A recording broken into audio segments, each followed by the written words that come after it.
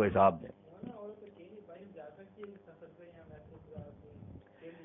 بازار کی تو کوئی بات نہیں، سفر پر نہیں جانا چاہیے. سفر پر جانے کے لیے محرم شرط ہے نا، حضور نے فرمایا کہ وہ محرم کے بغیر سفر نہیں. ہاں فرض کے ذریعے.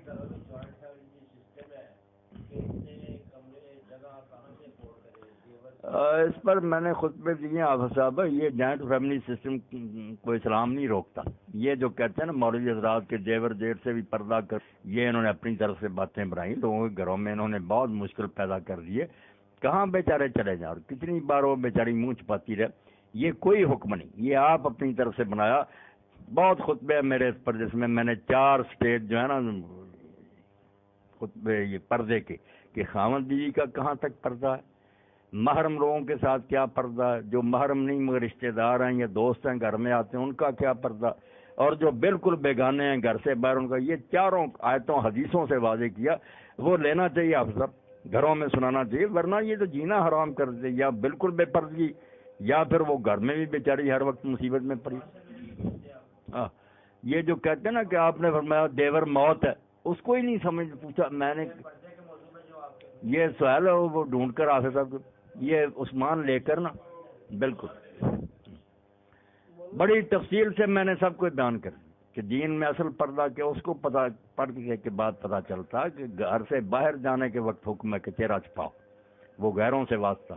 گھر میں کوئی چہرہ چھپانے کا حکم نہیں، مگر گھر میں آنے کے لیے اللہ نے پابندی لگا دی نا کہ اجازت لے کر آؤ، اور اجازت اس کو دو جو قابل اعتماد.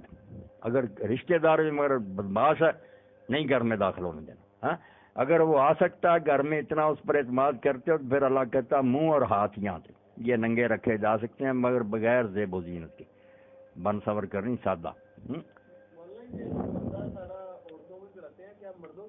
مردوں کے لیے بھی اللہ نے صاف کہا کہ وہ بھی اپنی نگاہیں بچا کر رکھیں. پہلے مردوں کل المومنین کل المومن.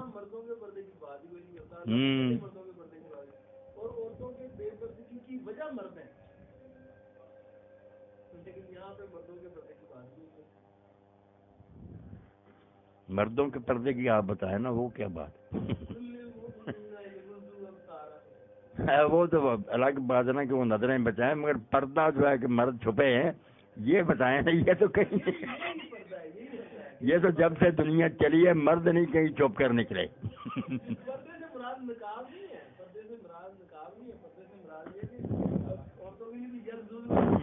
نہیں آپ دیکھیں یہ جو ہے نا پردہ، پردے کا تو معنی